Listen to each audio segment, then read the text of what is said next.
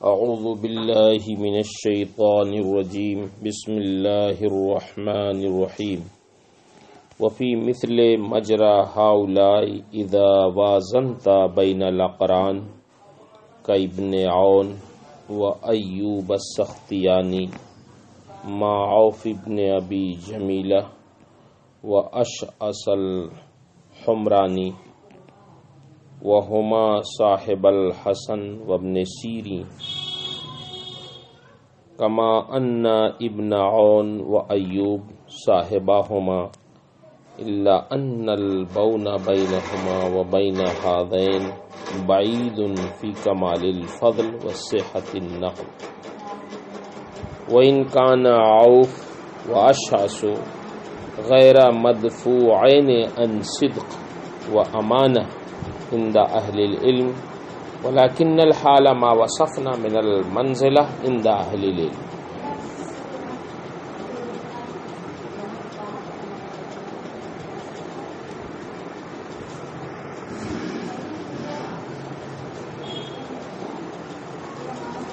اس عبارت سے امام مسلم رحمہ اللہ نے درجہ اولا اور درجہ ثانیہ کے راویوں میں ضبط و اتقان اور ثقاہت وغیرہ کے اعتبار سے تقریب فہم کے لیے جو نمایاں فرق ہے اس کی ایک دوسری مثال پیش فرمائی.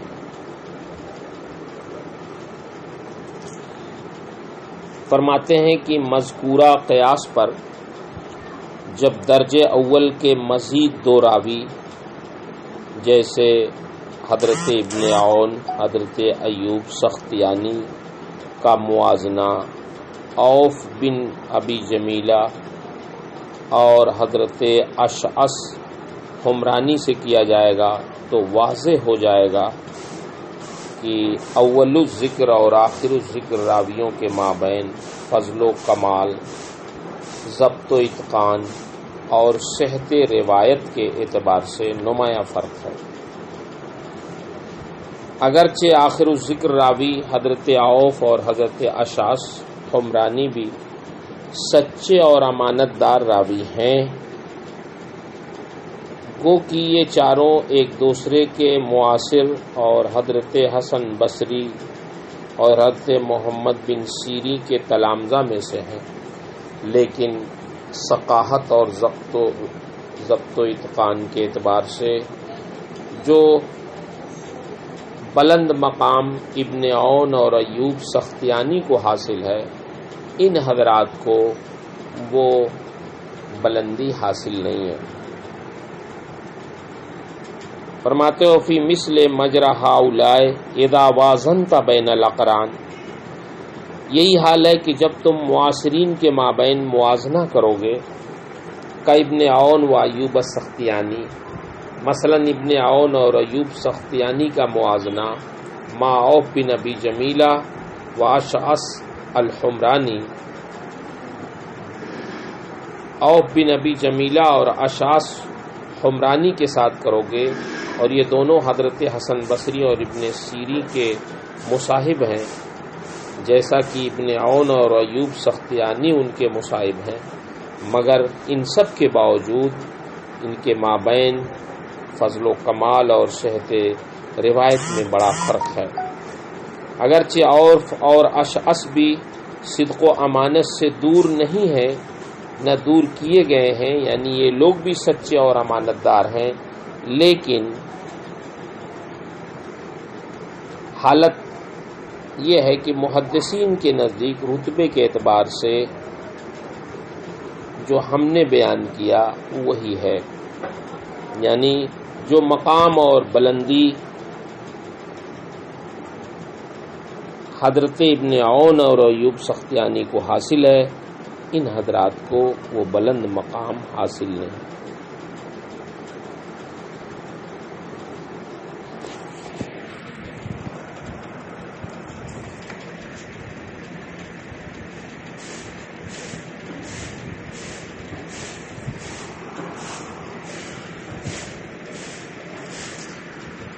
آگے فرماتے ہیں فہم وَإِن كَانُوا بِمَا وَصَفْنَا فِي الْعِلْمِ وَالسِّتْرِ عِنْدَ أَهْلِ الْعِلْمِ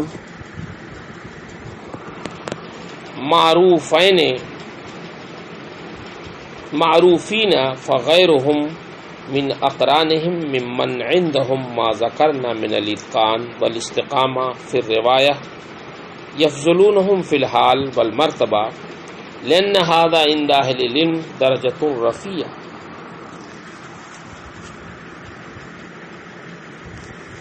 اس عبارت سے امام مسلم درجہ اولا اور درجہ ثانیہ کے روات کے مابین ضبط و اتقان کے اعتبار سے جو فرق ہے اس کی وضاحت کرتے ہیں.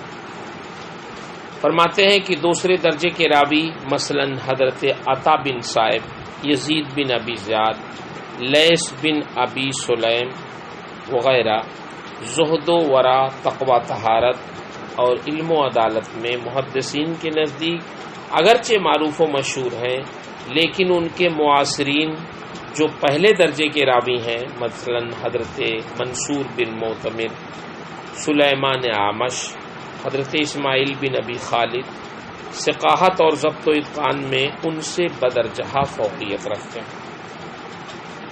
جب آپ ان تینوں کا یعنی اول الذکر کا یعنی عطا، یزید اور لیث کا مقابلہ آخر الذکر یعنی منصور، سلیمان اور اسماعیل سے کریں گے تو یہ بات بالکل واضح ہو جائے گی کہ قوت حافظہ اور ثقاہت میں ان کے درمیان ایک نمایاں فرق ہے.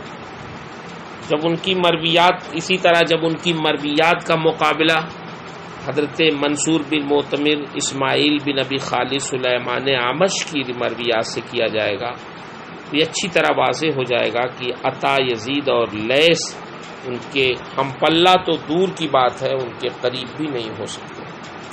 اس لیے کہ منصور، اسماعیل اور سلیمان یہ حضرات حفاظ حدیث اور ثقات میں سے، ان حضرات کے حافظہ میں از اول تا آخر کبھی بھی فتور واقع نہیں ہوا، جبکہ عطا، یزید اور لیث ابتدائی زمانے میں تو ثقہ تھے، لیکن عمر کے آخری دور میں یہ حضرات سوء حفظ کے شکار ہو گئے تھے.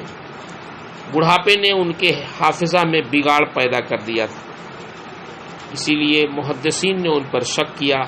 کسی نے انہیں مضطرب الحدیث قرار دیا، کسی نے ضعیف راوی قرار دیا، کسی نے کہا کہ ان کی روایات کا کچھ مطلب نہیں ہے، جبکہ حضرت منصور بن معتمر، اسماعیل بن ابی خالد، سلیمان اعمش رحمہم اللہ کی ثقاہت اور ضبط و اتقان اور قوت حفظ محدثین کے نزدیک معروف و مشہور ہے اور مسلم ہے. اسی لیے ان حضرات کو درجہ اولا کا راوی قرار دیا گیا.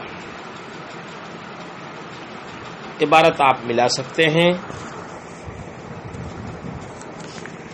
فرماتے ہیں فہم وَإِن كَانُوا بِمَا وَصَفْنَا مِنَ الْعِلْمِ وَالسِّتْرِ عِنْدَ أَهْلِ الْعِلْمِ مَعْرُوفِينَ فَغَيْرُهُم مِّنْ أَقْرَانِهِم مِّمَّنْ عِندَهُمْ مَا ذَكَرْنَا مِنَ الْإِتْقَانِ وَالِاسْتِقَامَةِ فِي الرِّوَايَةِ يَفْضُلُونَهُمْ فِي الْحَالِ وَالْمَرْتَبَةِ لِأَنَّ هَذَا عِنْدَ أَهْلِ الْعِلْمِ دَرَجَةٌ رَفِيعَةٌ وَخَصْلَةٌ سَنِيَّةٌ أَلَا تَرَى إِذَا وَازَنْتَ هَؤُلَاءِ الثَّلَاثَةَ الَّذِينَ سَمَّيْنَاهُمْ عطاء ويزيد وليث بمنصور بن المعتمر وسليمان الأعمش وإسماعيل بن أبي خالد في إتقان الحديث والاستقامة فيه وجدتهم مباينين لهم لا يدانونهم.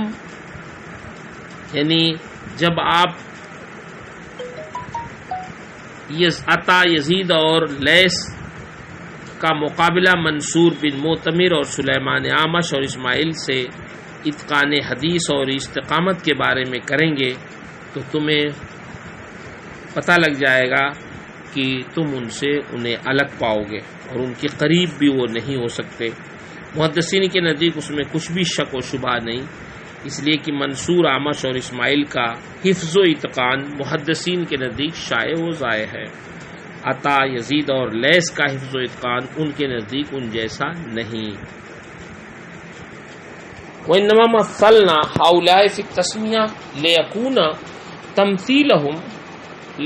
تمثيلهم سمة يصدر عن فهمهما من غبي عليه طريق أهل العلم في ترتيب أهله فيه فلا يقصر بالرجل العالي القدر عن درجته ولا يرفع متزع القدر في العلم فوق منزلته ويؤتى كل ذي حق فيه حقا وينزل منزلته.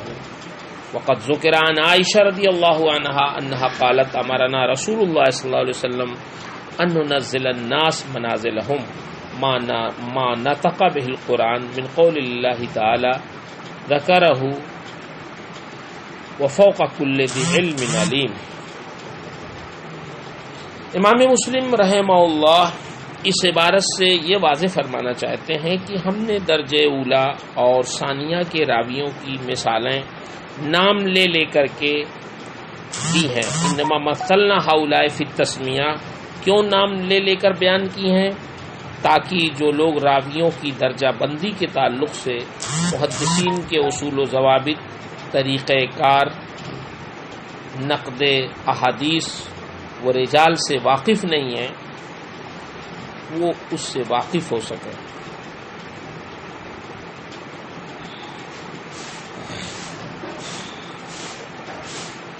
اور ہر راوی کے مقام اور اس کے منصب کو پہچان سکے.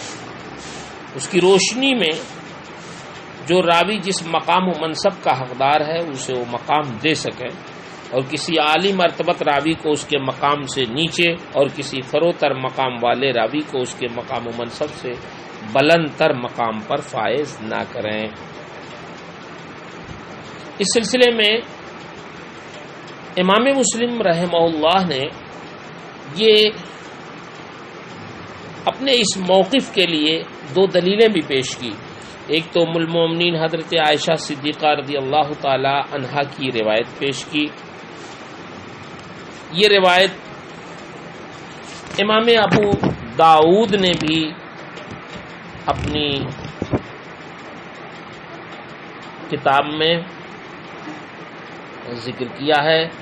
کتاب الادب میں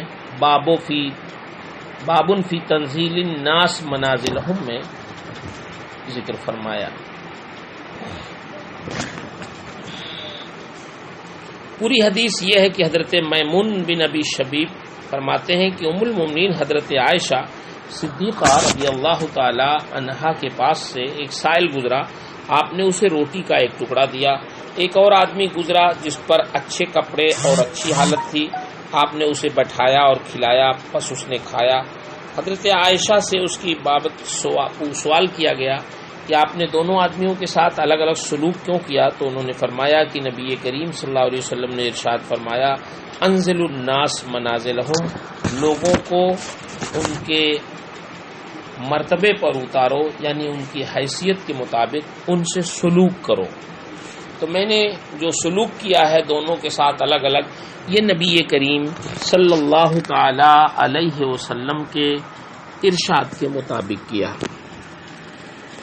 دوسری بات یہ بھی ہے کہ قرآن مقدس میں اللہ تعالی ارشاد فرماتا ہے کہ فوق کل ذی علم علیم، ہر علم والے کے اوپر علم والا. لہذا راویان حدیث میں بھی یہ فرق کرنا واضح ہے کہ کون درجہ اولا کے ہیں، کون درجہ ثانیہ کے ہیں، تاکہ درجہ اولا کو ان کے مقام سے نیچے نہ سمجھا جائے اور درجہ ثانیہ کے راویوں کو ان کے مقام سے اوپر نہ سمجھا جائے. ہر راوی کو ان کے مقام و مرتبہ کے اعتبار سے ان کا مقام دیا جائے. یہی حدیث بھی کہتی ہے اور یہی قرآن مقدس بھی فرماتا ہے. اور جب تک راویان حدیث کا مقام و مرتبہ متعین نہیں ہوگا تو ان کی مرویات کا بھی مقام و مرتبہ متعین نہیں ہوگا. اسی لیے امام مسلم نے نام لے لے کر کے واضح کر دیا تاکہ جو لوگ نہیں جانتے ہیں وہ اچھی طرح جان لیں اور ان کی مرویات کو اسی مقام پہ رکھیں جو مقام ان کے لیے محدثین نے متعین کیا ہے. آگے ارشاد فرماتے ہیں فعلی نحو ما ذکرنا من الوجوہ نؤلف ما سألت من الاخبار عن رسول اللہ صلی اللہ علیہ وسلم فاما ما كان منها عن قوم هم عند اهل الحديث متهمون او عند الاكثر منهم فلسنا نتشاغل بتخريج حديثهم كعبد الله بن مسور ابي جعفر المدائني وعمر بن خالد وعبد القدوس الشامي ومحمد بن سعيد المسلوب وغياث بن ابراهيم وسليمان بن عمرو ابی داؤد النخعی واشباہم ممن اتهم بوضع الاحادیث وتولید الاخبار. اس عبارت سے فعلی نحو ما ذکرنا سے امام مسلم رحمہ اللہ نے راویان حدیث کے اس طبقے کا ذکر کیا ہے جس پر حدیث نبوی کے متعلق دروغ گوئی، دھوکہ دڑی، جعل سازی کا الزام ہے. کسی بھی راوی حدیث کے لیے سب سے بڑا نقص اور عیب یہی ہے کہ جب وہ حدیث بیان کرے تو کس بیانی سے کام لے. صحیح مسلم میں اللہ کے رسول صلی اللہ علیہ وسلم سے مروی ہے کہ جو شخص مجھ سے حدیث بیان کرے حالانکہ وہ جانتا ہے کہ وہ جھوٹی ہے تو وہ بھی جھوٹوں میں سے ایک جھوٹا ہے.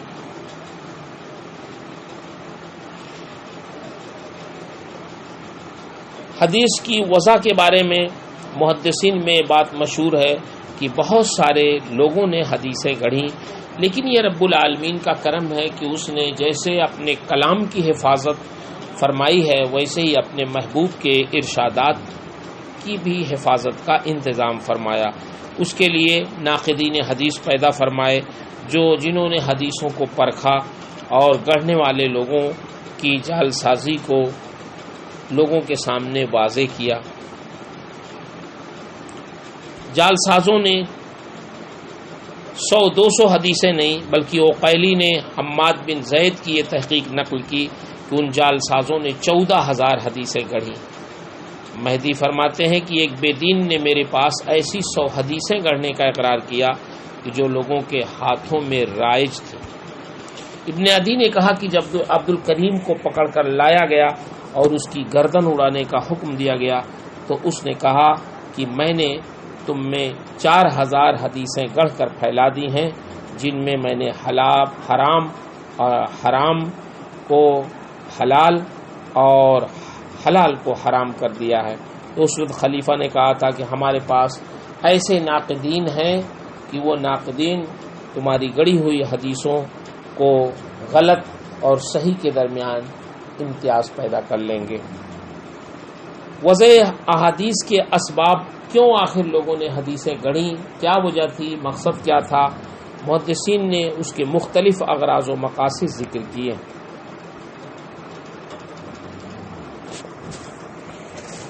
کبھی کبھی لوگ اس لیے بھی حدیثیں گڑھتے تھے کہ لوگوں کے دلوں میں شکوک و شبہات پیدا کر دیں اور انہیں گمراہ کر دیں.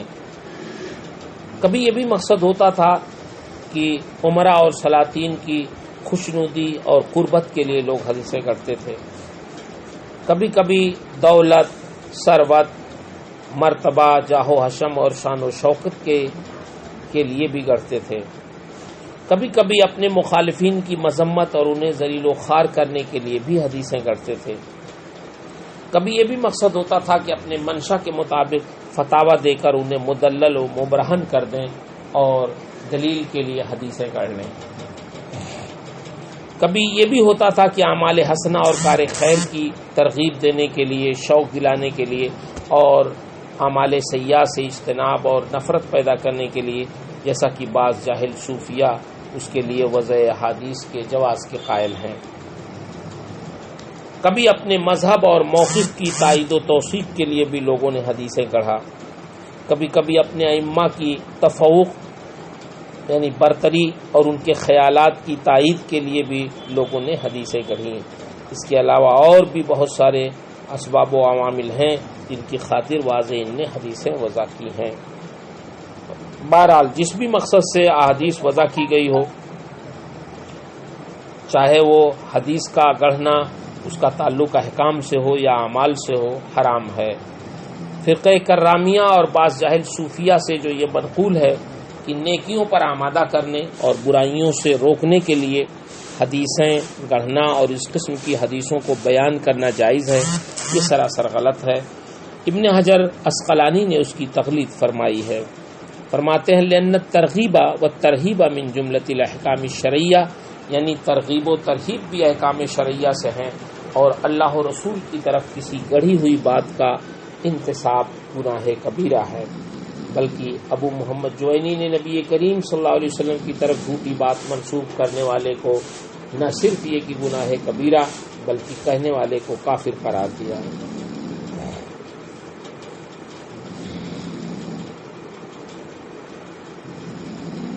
وَأَمَّا مَا كَانَ مِنْهَا عَنْ قَوْمٍ سے امام مسلم یہ فرمانا چاہتے ہیں کہ ہم اپنی صحیح میں ایسے لوگوں کی احادیث کی تخریج نہیں کریں گے جو تمام محدثین یا اکثر محدثین کے نزدیک کذب سے متہم ہوں اور متروک الحدیث ہوں، اور حدیثیں گڑھنے میں جو مشہور ہوں۔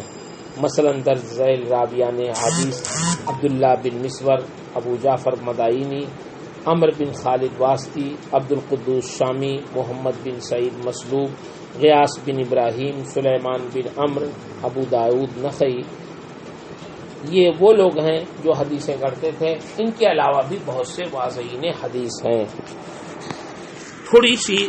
تھوڑا ان کا تعارف بھی آپ سماعت کر لیں۔ عبداللہ بن مسور، ابو جعفر مدائنی، نام عبداللہ ہے، والد کا نام مسور ہے، کنیت ابو جعفر ہاشمی ہے، مدائنی ہے، کذاب اور حدیث گڑھنے والا راوی ہے۔ دوسرے عمر بن خالد واسطی، یہ قرشی کوفی ہے، واسطی بھی اسے کہا جاتا ہے۔ امام وقی فرماتے ہیں کہ یہ آدمی ہمارے پڑوس میں رہ کر حدیثیں گڑھتا تھا، پھر جب ہم نے اسے سمجھایا تو یہ واسط منتقل ہو گیا۔ ابو عوانہ کہتے ہیں کہ یہ سیادلہ یعنی دوا فروش سے مصحف خریدتا تھا اور اس سے حدیثیں بیان کرتا تھا۔ امام یحییٰ نے اسے کذاب غیر ثقہ کہا۔ امام احمد بن حنبل فرماتے ہیں کہ عمر بن خالد واسطی کذاب ہے۔ امام نسائی اور دارقطنی نے بھی اس راوی کو کذاب کہا ہے۔ عبد القدوس بن حبیب کلائی دمشقی شام کی طرف منسوب کر کے اسے شامی بھی کہا جاتا ہے۔ حضرت ابن ابی حاتم اور حضرت عمر بن علی فرماتے ہیں کہ اس کے متروک الحدیث ہونے پر محدثین کا اجماع ہے، یہ شخص بھی حدیثیں گڑھتا تھا۔ محمد بن سعید مسلوب،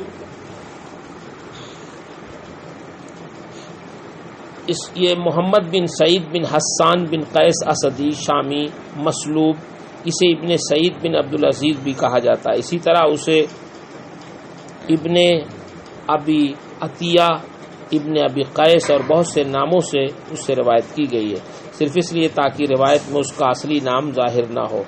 احمد بن صالح فرماتے ہیں کہ اس نے 4000 حدیثیں گڑھی ہیں۔ غیاث بن ابراہیم نخعی کوفی، غیاث کی کنیت ابو عبد الرحمن ہے، کوفی راویوں میں اس کا شمار ہوتا ہے، یہ بھی واضحین حدیث میں شامل ہے۔ امام اعمش سے روایت کرتا ہے، حضرت امام احمد بن حنبل نے اس کے بارے میں کلام کرتے ہوئے فرمایا ترک الناس حدیثہ۔ حضرت یحییٰ بن معین نے فرمایا لیس بثقہ۔ سلیمان بن عمر ابو داؤد نخعی کذاب، یہ نام بھی واضحین احادیث میں معروف و مشہور ہے، حالانکہ اس کا شمار قائم اللیل اور صائم النہار میں ہوتا ہے۔ حضرت امام بخاری نے ان کے بارے میں فرمایا متروک۔ قتیبہ اور اسحاق نے اسے کاذب کہا۔ یزید بن ہارون جو بہت بڑے محدث ہیں، انہوں نے کہا کہ کسی شخص کے لیے روا نہیں کہ ان سے حدیث کی روایت کرے۔ حضرت امام احمد بن حنبل نے فرمایا یہ حدیث گڑھتے تھے۔ امام یحییٰ نے کہا کہ یہ اکذب الناس ہے۔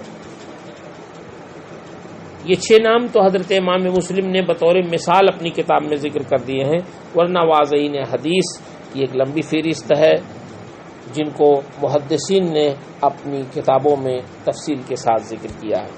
آج کی گفتگو یہیں پہ انشاءاللہ ختم ہوتی ہے۔